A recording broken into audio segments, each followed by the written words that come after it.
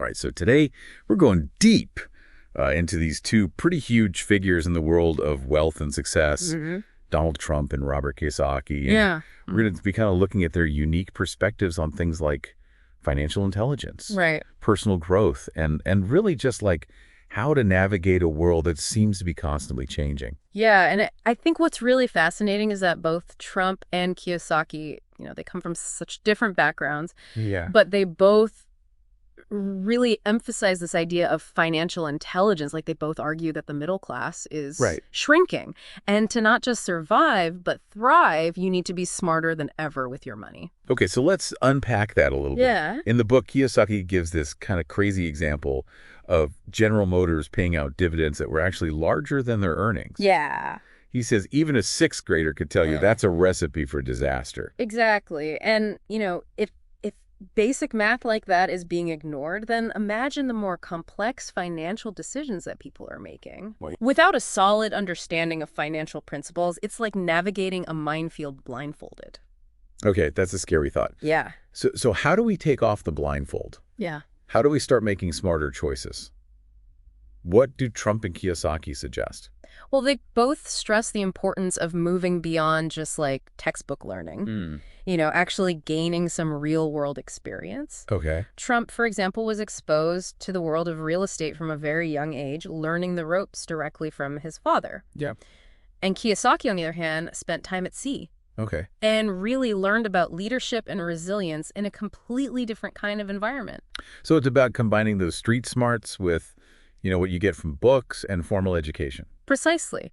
It's about having both the theoretical foundation and the practical know-how to apply those concepts in real-life situations, and I think that's where their shared philosophy of thinking big comes into play. Yeah, and this is where it gets really interesting. Really? I mean, Trump with iconic Trump Tower Yeah. and these huge developments like West Side Yards. Oh, yeah. He clearly is a master of thinking big.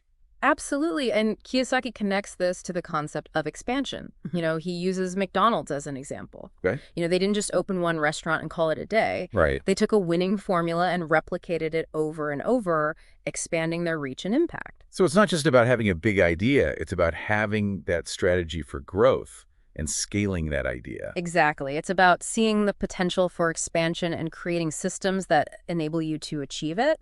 But I think thinking big also requires a shift in mindset. Yeah. It's about challenging your self-imposed limitations and believing in your ability to achieve things that might seem impossible at first. This reminds me of something Kiyosaki says in the book. Mm-hmm. He says, since most people don't invest much time, they lose their money. That's such a powerful statement. And, he's not just talking about financial investments here. Yeah. He's talking about investing time in your education, in mentorship, in really understanding how money works. And I think this is where his famous cash flow quadrant comes in. Ah, yes, the E, the S, the B, and the I. Yes. Can you break that down for our listeners who might not be familiar? Of course. So the cash flow quadrant is this model that basically categorizes people Okay. based on their primary source of income. Okay. So you've got the E for employee, Okay. S for self-employed or specialist, Okay. B for business owner, and I for investor. Got it. And it's a way to understand these different paths to financial freedom and identify which path aligns best with your strengths and your goals. And it's interesting that Kiyosaki admits he struggled with choosing a quadrant himself. Yeah. It wasn't like a straightforward path for him either. Right. And I think that's an important takeaway for listeners. It's a journey. It's not a destination. You might start in one quadrant and transition to another as you gain experience and, evolve your financial strategy. The key is to be aware of the different options and to proactively choose a path that aligns with your vision for the future. This is all great stuff. But I'm curious, how can someone with limited resources, maybe they're just starting out, how can they apply this think big philosophy? It feels like something only the wealthy could afford to do. That's a great question, and it's a common misconception. Sure. Thinking big isn't about having a huge bank account. Right. It's about having a big vision and being willing to take calculated risks to pursue that vision. Okay. It's about expanding your horizons and not letting your current circumstances dictate your potential. So even someone starting from scratch can think big. Absolutely. In fact, it's even more important to think big when you're starting from scratch. Okay. It's about seeing the potential for growth where others might not, and being willing to put in the work to make that vision a reality. Okay, that makes sense. Yeah.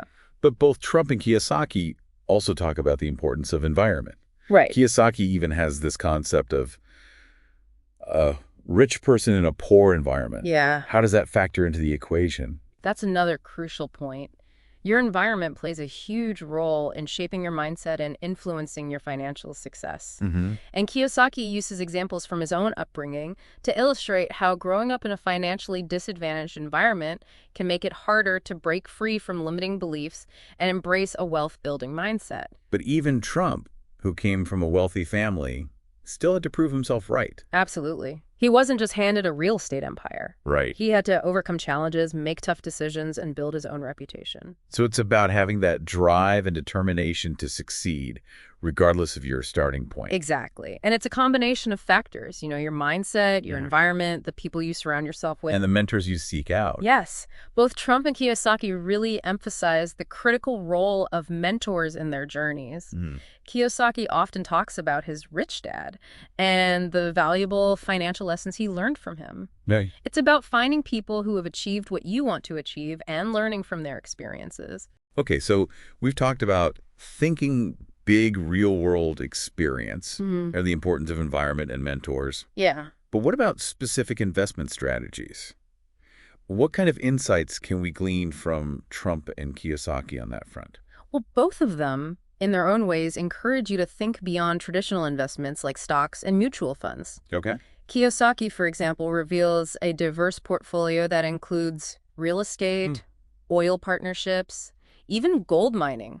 That's a far cry from your typical 401k. Exactly. It's about understanding that wealth can be built in various ways and being open to exploring unconventional avenues. But it also underscores the importance of doing your due diligence. Right. Even Kiyosaki admits that finding an honest oil company was a challenge. So it's about diversifying your investments, but also being really careful about who you trust and where you put your money. Yes. And it's about understanding the intrinsic value of an investment. Now, wait a minute. What exactly does intrinsic value mean? You've got to break that down for me. Of course. So intrinsic value is essentially the true worth of an asset, regardless of its current market price. Okay. It's about looking beyond the hype and understanding the underlying fundamentals that drive value. Could you give me an example? Sure, think of a house. Its market price might fluctuate based on factors like location demand, interest rates. But its intrinsic value is determined by things like its size, its condition, its proximity to amenities, things that have inherent worth regardless of market trends. So it's about looking beyond the surface and understanding the real worth of something. Precisely. It's about being a savvy investor who can make informed decisions based on solid fundamentals rather than being swayed by market hype or emotional impulses. That's a powerful concept. It makes me wonder, do you think most people even consider intrinsic value when making investment decisions? Unfortunately, I think many people get caught up in the excitement of the market and don't take the time to really understand the underlying value of what they're investing in. Yeah. And this can lead to impulsive decisions and ultimately financial losses. So understanding intrinsic value is like having a secret weapon in the world of investing. You could say that it gives you a distinct advantage because you're making decisions based on knowledge and sound judgment rather than speculation or emotion. This is great. I'm really starting to see how Trump and Kiyosaki's philosophies connect and complement each other. Yeah. But we've only just scratched the surface. Indeed. We still have much to explore, including their unique approaches to real estate, their insights on overcoming failure, and their perspectives on building a legacy that extends beyond just financial wealth. Well, listeners, you've heard it here first.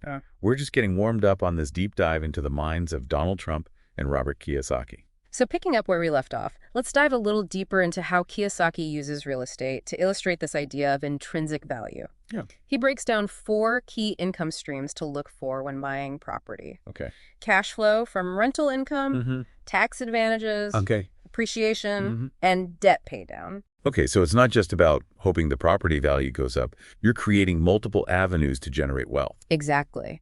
And what's fascinating is that Kiyosaki actually puts appreciation last on the list. Oh, really? Because it's the least predictable and can fluctuate wildly. Oh, okay. Focusing on cash flow and tax benefits creates a more stable foundation, especially for those starting out. This makes me think about the whole idea of control. You know, something both Trump and Kiyosaki emphasize. Yeah. You have more control over a tangible asset like real estate compared to, say, a volatile stock. Absolutely. That sense of control can be incredibly empowering, especially in a world that feels increasingly uncertain. Right. You're not just at the mercy of market forces, you have the ability to make strategic decisions that directly impact the value of your investment.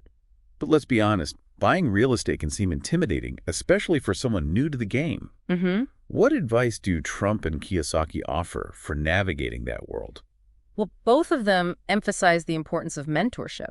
Kiyosaki credits much of his success to his rich dad, who taught him invaluable lessons about real estate investing. And Trump, while learning from his father, also stresses the importance of building a strong team of advisors and experts. So it's about finding people who have walked the path before you and can guide you through the complexities of real estate. Exactly. And mentorship doesn't have to come solely from one person. Right. It can come from books, courses, networking events, any avenue where you can learn from experienced investors and absorb their wisdom. This ties back to Kiyosaki's idea of investing time before money. Yes. It's about putting in the effort to educate yourself and seek out guidance before diving headfirst into any investment. Absolutely. And speaking of thinking differently, What? both Trump and Kiyosaki challenge the status quo when it comes to financial advice. Okay. For instance, Kiyosaki encourages people to question the traditional diversify mantra. Wait, isn't diversification important? I always hear that's key to mitigating risk. It can be, but Kiyosaki argues that blind diversification can actually limit your returns. Yeah. He believes in focusing your resources on a few strategic investments that you thoroughly understand and believe in. So it's about being selective and strategic rather than spreading yourself too thin. Exactly. It's about doing your homework, understanding the risks and potential rewards of each investment, and making informed decisions that align with your overall financial goals. This reminds me of something else Kiyosaki says. He says, true wealth isn't just about money, it's about freedom. That's a profound statement. He's talking about having control over your time, your choices, and your destiny. It's about having the financial resources to pursue your passions, to give back to your community, and to live a life that's aligned with your values. And I think that's something both Trump and Kiyosaki have achieved in their own ways. Yeah. They've built empires not just for the sake of wealth, but for the freedom and flexibility it provides. Right, but they also acknowledge that the road to success isn't always smooth. They've both experienced failures, setbacks, and financial struggles along the way. This brings us back to that initial question they pose. What would you do if you lost everything? It's a question that forces you to confront your deepest fears and to assess your resilience. Both Trump and Kiyosaki share stories of their own challenges and emphasize that setbacks are inevitable. Right. It's how you bounce back that truly defines your character and ultimately your success. So it's about having the mental toughness to pick yourself up, dust yourself off, and keep moving forward. Exactly. It's about learning from your mistakes, adapting to changing circumstances, and never giving up on your vision.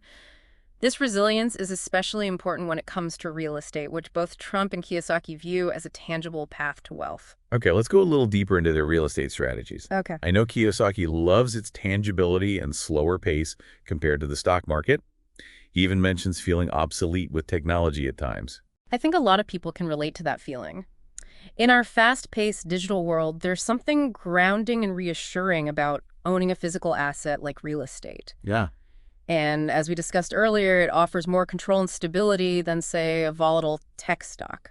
But Trump built his empire on real estate during a time of rapid technological advancement. Right. How did he reconcile those two seemingly opposing forces? Well, Trump recognized that real estate isn't just about bricks and mortar. It's also about vision branding and creating experiences. Okay. He used his understanding of marketing and media to elevate his properties and create a sense of luxury and exclusivity that resonated with his target audience. So he combined the traditional world of real estate with the emerging power of branding and media savvy. Precisely. Yeah. He saw an opportunity to leverage the evolving landscape to his advantage and create a unique brand that stood out in a crowded market. And what about Kiyosaki? How does his real estate approach differ from Trump's? Kiyosaki's focus is more on cash flow and generating passive income. He emphasizes the importance of acquiring properties that produce positive cash flow from day one, Right. allowing you to build wealth steadily over time. So it's less about flipping properties for quick profits and more about building a portfolio of income-generating assets. Exactly. It's a long-term strategy that emphasizes financial stability and security. And both Trump and Kiyosaki stress the importance of understanding real estate fundamentals like leverage and negotiation. So it's not just about finding a good property. It's about structuring the deal in a way that maximizes your returns and minimizes your risk. Absolutely. It's about being a savvy negotiator, understanding the legal and financial intricacies of real estate transactions, and making strategic decisions that set you up for long-term success. Okay, this is all making sense, but I think some listeners might be wondering, how do I even get started in real estate? It can seem so daunting. That's a great question. And both Trump and Kiyosaki emphasize that education is key. Okay. Take the time to learn the fundamentals, attend workshops, connect with experienced investors, and build your knowledge base before making any major moves. So it's another example of investing time before money. Precisely. And don't underestimate the power of networking. Building relationships with other real estate professionals, contractors, and investors can open doors to opportunities you wouldn't find otherwise. This ties into Kiyosaki's cash flow quadrant, where he talks about the advantages of being a business owner, the B quadrant, or an investor, the I quadrant. Yes, and he acknowledges that transitioning to those quadrants can be challenging, especially for someone coming from a traditional employee mindset. But he also stresses that it's not an impossible leap. Right. It's about developing your financial literacy, building your skills, and surrounding yourself with the right people. Right. It's about shifting your mindset from working for money to making money work for you. And it's not just about the money itself, it's about the freedom and control that financial independence provides. Exactly. It's about having the resources to pursue your passions, to give back to your community, and to live a life that's aligned with your values. So we've covered a lot of ground here, from financial intelligence to real estate strategies to the importance of mentorship and mindset.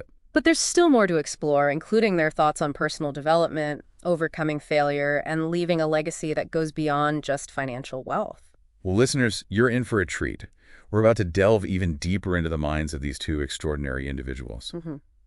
Okay, so we're back and ready to kind of wrap up our deep dive into Donald Trump and Robert Kiyosaki. Yeah. We've talked about financial intelligence, real estate strategies, the importance of mentorship. But I think what's really resonating with me is this emphasis on personal growth. It's not just about building wealth. Right. It's about building a better version of yourself. Yeah, and it's fascinating how both of them, despite their very different backgrounds, they both stress the importance of personal development as a key ingredient for success. Yeah. Kiyosaki talks about his struggles with weight and how he had to reinvent himself to prioritize his health. It's a reminder that taking care of your physical and mental well-being is essential for achieving your full potential. And Trump, despite his demanding schedule, Oh, yeah. is known for his discipline and his focus on maintaining a certain level of fitness. Yeah. It seemed like both of them understand that you can't pour from an empty cup. Right. You have to take care of yourself to be effective in any area of life. Exactly. And this ties into their shared belief in the power of a positive mindset. Okay. They both emphasize the importance of thinking abundantly, of believing in your ability to create wealth and to achieve your goals. Yeah. Kiyosaki talks about shifting your perspective from scarcity to possibility, Right. from focusing on what you lack to focusing on what you can achieve. It's about having that can-do attitude, Yeah. that belief that you can overcome any obstacle and achieve anything you set your mind to. Right. And Trump, with his bold pronouncements and unwavering self-belief, he's a master of projecting that aura of confidence. Yeah. He might not always get it right, but he never doubts his ability to figure things out and come out on top. But they also acknowledge that developing this kind of mindset isn't always easy. No. It takes work, it takes discipline, and it takes a willingness to challenge your limiting beliefs. Absolutely. It's about consciously choosing to focus on the positive, to surround yourself with supportive people, and to feed your mind with empowering information. Okay. It's about replacing negative self-talk with affirmations and believing in your own potential even when others might doubt you. This reminds me of something we discussed earlier, Yeah. the role of mentors. Mm-hmm. Having someone who believes in you and challenges you to grow can make a huge difference in developing that self-belief. Absolutely. Mentors can provide guidance, support, and a fresh perspective that can help you see your own potential more clearly. They can also connect you with opportunities and resources that you wouldn't have access to otherwise. Okay, so we talked about personal growth mindset and mentors, Yeah. but there's one more big piece of the puzzle that I want to explore. Okay. The idea of legacy. With Trump and Kiyosaki, seem driven by something bigger than just accumulating wealth. Right. They want to leave their mark on the world. It's interesting, isn't it? They both have this desire to create something that will outlast them, Yeah. to build something that will make a lasting impact. For Trump, it's his real estate empire, his brand, and his contributions to the world of business. Right. For Kiyosaki, it's his financial education company, his books, and his mission to empower people to achieve financial freedom. It's like they're not just building businesses, they're building legacies. Yeah, They want to be remembered for something more than just their net worth. exactly. And I think this is an important lesson for all of us. It's not just about what we achieve in our lifetimes. It's about the impact we have on others and the contributions we make to the world around us. Yeah. It's about leaving a positive mark that will inspire future generations. This brings us back to that thought-provoking question they pose. Yeah. If today were suddenly to become a memory, what would you like to remember about it? Wow, that's a powerful question. It really forces you to reflect on your priorities. Right. And to think about what truly matters in the grand scheme of things. It's about living a life that's aligned with your values, about making choices that you can be proud of, and about leaving the world a little bit better than you found it. And it's about recognizing that true wealth isn't just about money. Right. It's about the relationships we build, the experiences we create, and the impact we have on others. Well said. So as we wrap up this deep dive, Yeah. I'm curious to hear your final thoughts. Okay. What's the one big takeaway that you hope our listeners will walk away with? I think the biggest takeaway is that success isn't a one-size-fits-all formula. Okay. You know, Trump and Kiyosaki, despite their shared emphasis on financial intelligence, have very different approaches to building wealth and creating a legacy. What unites them is their unwavering belief in themselves, their willingness to challenge the status quo, and their commitment to personal growth. So it's about finding your own path, Yeah. your own unique way of achieving success. Exactly. It's about identifying your strengths, leveraging your resources, and creating a strategy that aligns with your values and your vision for the future. And it's about never giving up on your dreams, even when faced with setbacks and challenges. Well, listeners, we've reached the end of our deep dive. We hope you've gained some valuable insights from these two unexpected allies, Donald Trump and Robert Kiyosaki. Remember, financial intelligence isn't just about money. It's about empowerment, about taking control of your future, and about creating a life that's rich in every sense of the word. And remember, the journey doesn't end here. Keep exploring these concepts, keep challenging your assumptions, and keep pushing yourself to grow. Thanks for joining us on this deep dive. Until next time, keep thinking big and stay curious.